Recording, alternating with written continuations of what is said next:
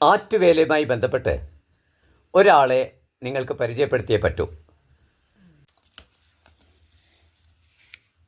ഇതാണ് പ്രശസ്തനായ സംവിധായകൻ ശ്രീ ആർ സനൽ.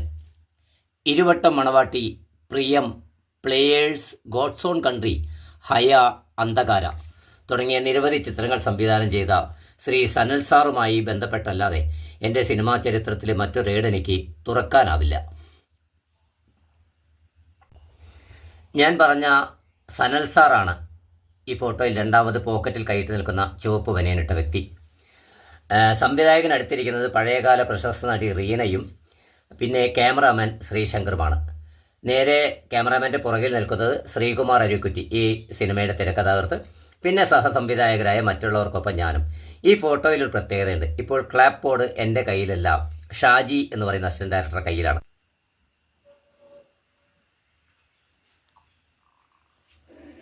ഞാൻ നേരത്തെ പരിചയപ്പെടുത്തിയ സനൽ സാറായിരുന്നു ആറ്റുവേലയുടെ അസോസിയേറ്റ് ഡയറക്ടർ. എന്ന് വെച്ചാൽ സിനിമയുടെ എല്ലാ ഡയറക്ടർക്ക് വലങ്കയ്യായി നിൽക്കുന്ന അദ്ദേഹത്തിനൊപ്പം ഞങ്ങൾ 5 അസിസ്റ്റൻറ്റ് ഡയറക്ടേഴ്സുണ്ട്. ഈ അസിസ്റ്റൻറ്റ് ഡയറക്ടേഴ്സിൻ്റെ ചില കോമഡികൾ സിനിമയുമായി ബന്ധപ്പെട്ട് പറയാതിരിക്കാൻ നമുക്കാവില്ല. അതൊരു രസകരമായ ഏടാണ്. എല്ലാ സിനിമയിലെയും അസിസ്റ്റൻറ്റ് ഡയറക്ടേഴ്സിൻ്റെ മേഖല രസകരമായ ഒന്നാണ്. ഒരു നിശബ്ദ മാത്സര്യത്തിൻ്റെ ഭാവം മനസ്സിലൊളിപ്പിച്ചാണ് ഓരോ അസിസ്റ്റൻറ്റ് ഡയറക്ടേഴ്സും സിനിമയിൽ വർക്ക് ചെയ്യുന്നത്. അതിലൊന്നാമത്തേത്, ഡയറക്ടർക്ക് അടുത്ത പടം കിട്ടുമ്പോൾ തന്നെ വീണ്ടും അസിസ്റ്റൻറ്റ് ഡയറക്ടർ ആക്കണം എന്നുള്ള ചിന്ത കൊണ്ട് വലിയ ആത്മാർത്ഥത ലൊക്കേഷനിൽ കാണിക്കുക എന്നുള്ള അസിസ്റ്റൻറ്റ് ഡയറക്ടേഴ്സിൻ്റെ ഒരു ജോലിയുടെ ഭാഗമാണ്. 2, എന്നെങ്കിലും അസോസിയേറ്റ് ഡയറക്ടർ ഒരു ഡയറക്ടറായി പ്രൊമോഷൻ കിട്ടി പോവുകയാണെങ്കിൽ ആ അസോസിയേറ്റ് ഡയറക്ടറും അസിസ്റ്റൻ്റായി എന്നെ വിളിക്കാൻ ഓർക്കണമെങ്കിൽ ഞാൻ അസോസിയേറ്റ് ഡയറക്ടറുടെ പ്രിയപ്പെട്ടവരെ മാറണമെന്നൊരു ചിന്തയും അസിസ്റ്റൻറ്റ് ഡയറക്ടേഴ്സിനെ ബാധിക്കുന്നതാണ്.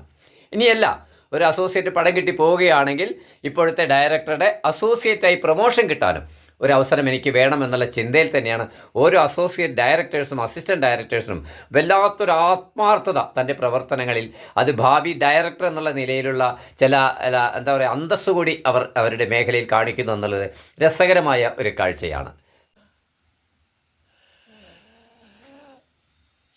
നടന്മാരുടെ സീനുകൾ ബന്ധിപ്പിച്ചിട്ടുള്ള കോസ്റ്റ്യൂം കണ്ടിന്യൂറ്റി നോക്കുന്ന ഒരു അസിസ്റ്റൻറ്റ് ഡയറക്ടർ, ഒരു ഷൂട്ടിംഗ് നടക്കുന്ന പ്രദേശത്തെ ആർട്ട് പ്രോപ്പർട്ടീസ് കൃത്യമായി രേഖപ്പെടുത്തി പിന്നൊരു ദിവസം ഷൂട്ട് ചെയ്യുകയാണെങ്കിൽ അത് കൃത്യമായി ആ സ്ഥലങ്ങളിൽ വെക്കാനുള്ള ഒരു ആർട്ട് പ്രോപ്പർട്ടി അസിസ്റ്റൻറ്റ് ഡയറക്ടർ, പിന്നെ അതുപോലെ തന്നെ ആക്ഷൻ കണ്ടിന്യൂറ്റി അത് അസോസിയേറ്റ് ഡയറക്ടർ നോക്കുമെങ്കിലും ഇതുകൂടി അന്ന് അസിസ്റ്റൻറ്റ് ഡയറക്ടേഴ്സ് ഒരു പേജിൽ എഴുതി വെച്ചിട്ട് ഒരു അഭിനയം, ഒരു സീനിൽ, ഒരു ഷോട്ടിൽ എങ്ങനെ അയാളുടെ കൈ അവസാനിപ്പിച്ചു, അയാളുടെ നോട്ടം അവസാനിപ്പിച്ചു, അതിൻ്റെ കണ്ടിന്യൂഷൻ ആയിരിക്കണം അടുത്ത ഷോട്ട്, അതിനനുസരിച്ച് എങ്ങനെ അദ്ദേഹത്തിൻ്റെ ഭാവങ്ങൾ എഴുതി വയ്ക്കുക, ചലനങ്ങൾ എഴുതി വയ്ക്കുക.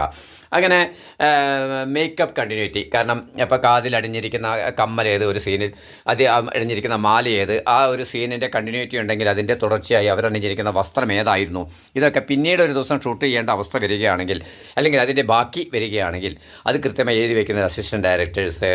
അതുമാതിരി ക്ലാപ്പ് അടിക്കുന്ന, അത് ഏറ്റവും ജൂനിയറാണ് ക്ലാപ്പ്, ഏറ്റവും താഴെ ആദ്യമായി വരുന്ന ഒരു അസിസ്റ്റൻറ്റിനെയാണ് ക്ലാപ്പ് ബോർഡ് ഏൽപ്പിക്കുന്നത് എന്നുള്ളതാണ് ക്ലാപ്പ് അസിസ്റ്റൻറ്റ്. ഇങ്ങനെ വിവിധ ജോലികൾ ഏൽപ്പിച്ചു കൊടുക്കുന്ന അസിസ്റ്റൻറ്റ് ഡയറക്ടേഴ്സിൻ്റെ ജോലികൾ വീതം വയ്ക്കുന്നത് പലപ്പോഴും അസിസ്റ്റൻറ്റ് ഡയറക്ടേഴ്സൊക്കെ ചർച്ച ചെയ്തിട്ടാണ്. ആദ്യമെത്തിയ അസിസ്റ്റൻറ്റ് ഡയറക്ടേഴ്സ് എല്ലാം ഇത്തരം കണ്ടിന്യൂറ്റി അവകാശങ്ങൾ സ്വയം പ്രഖ്യാപിച്ച് അവസാനമെത്തി എനിക്ക് ക്ലാപ്പ് ബോർഡ് കയ്യിൽ തന്നു. ക്ലാപ്പ് ബോർഡ് എന്താ കുഴപ്പമെന്ന് വെച്ചാൽ, CID നസീർ സിനിമയിൽ നടക്കുന്ന പോലെ ഒരു സൂട്ട് കേസും കയ്യിൽ പിടിച്ച് ഈ ഫയലുമായി സദാ നമ്മൾ ലൊക്കേഷൻ നടക്കണം. അതാണ് എൻ്റെ മണ്ടക്കിട്ടത്. എന്തായാലും ഈ ജോലി ചെയ്ത് ഞാൻ തുടരുന്നതിനിടയ്ക്ക് അപ്രതീക്ഷിതമായി മേൽപ്പറഞ്ഞ ഡയറക്ടർ സനൽ കാരണം എനിക്ക് ഒറ്റയടിക്ക് നമ്പർ 1 അസിസ്റ്റൻ്റായി പ്രൊമോഷൻ കിട്ടിയ കഥ പറയാൻ നാളെ നമുക്ക് വീണ്ടും കാണാം. രസകരമായൊരു അധ്യായമാണ് നിങ്ങളോട് എനിക്ക് പറയാനുള്ളത്.